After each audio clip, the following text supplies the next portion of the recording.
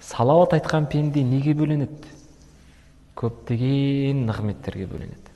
Ғалымдарымыз салауаттың, пайғамбарымызға айтылған салауаттың пайдасын зерттеп кеп 180 пайдаға тоқтаған. Біз қазір хадис оқып отырмыз. Пайғамбарымыз айтқан сөзін салауатпен бірдей бұл тепе-тең 180 пайда бар. Біреулер одан асырған.